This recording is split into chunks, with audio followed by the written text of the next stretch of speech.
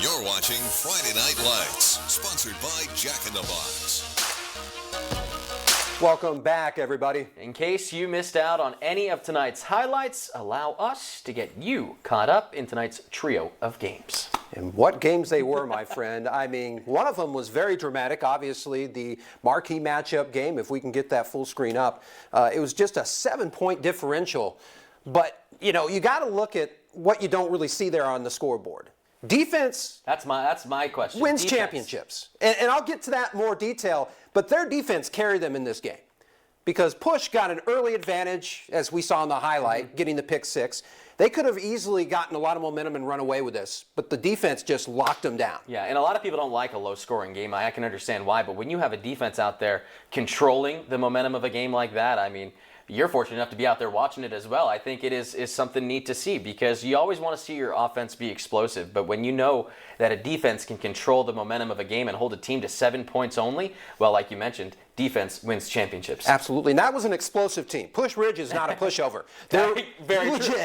Absolutely. Coming up from Tucson, you know, very competitive down in Tucson. That's where I'm from. I played football there as well.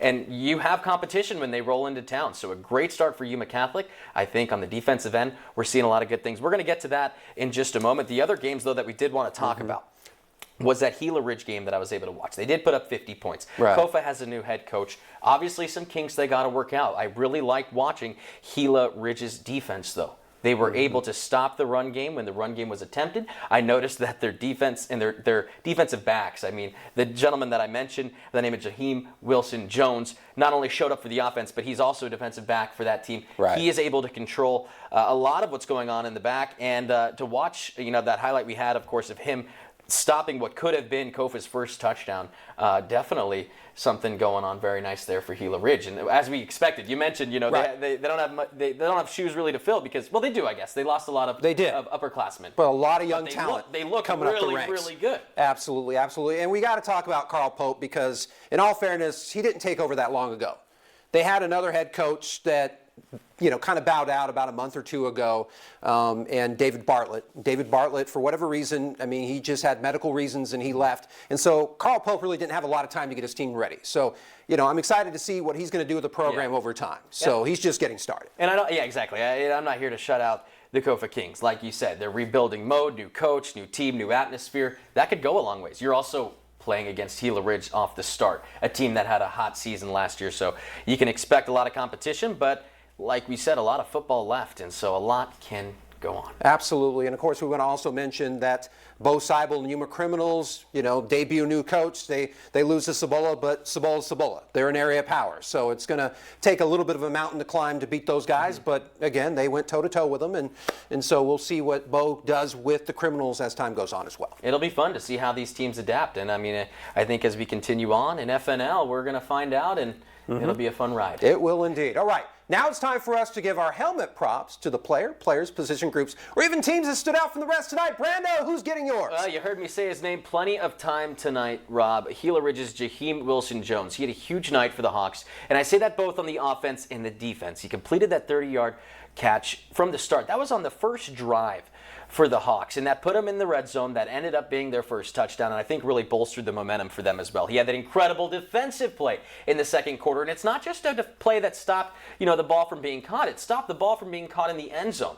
And that would have put Kofa up, or that would have given Kofa the first 6 points, would have made the game a lot closer, could have changed how things would have maybe progressed, perhaps, in that pass coming from Jory Burns to even Rico. It was a beautiful executed play by Kofa, but Jaheim Wilson-Jones was able to stop it. And then finally, he had that beautiful touchdown catch right before halftime to put the Hawks up again. And just overall deserves that helmet prop tonight. Absolutely. And as for me, Brando, I'm a big believer in defense. I let the cat out of the bag earlier. But in this case, Yuma Catholic, I mean, their defense, I mean, just flat out just picked it up. Bailed out the offense tonight. Keep in mind, Richard Stallworth's a sophomore. He's learning the game, but he's playing like a junior or senior. I mean, he's making wise decisions. Obviously, he probably wishes he could take back that pick six. But other than that, I mean, he's had a solid performance, and the defense really did a whole lot tonight. So they get my helmet prop indeed. All right, here's a look at week number 2 of FNL, a very short stack of games. We got a duo of games, the Gila Ridge Hawks and the Yuma Criminals being our marquee matchup. We finished tonight's program, though, with our Jack in the Box play of the week, folks. This one comes from Gila Ridge tonight. Let's just say If we can get that on the screen for us, practice makes perfect. This couldn't have been better executed. Once again, C.J. Wiggins inside the 40, shotgun motion. He then puts it up nicely to Johnny Noriega. And I like the play in and of itself for this reason. I'm not sure Noriega was covered. When you see this play one more time, he is just all alone. And when we slow it down one more time, I mean, you get to see that the tight end really brings back the defensive back away from Noriega. And then there's one that seems to be catching up with him, but Noriega just alone and, well, good for 6. You know, one fun fact about Noriega, he was the leading receiver from last year's team.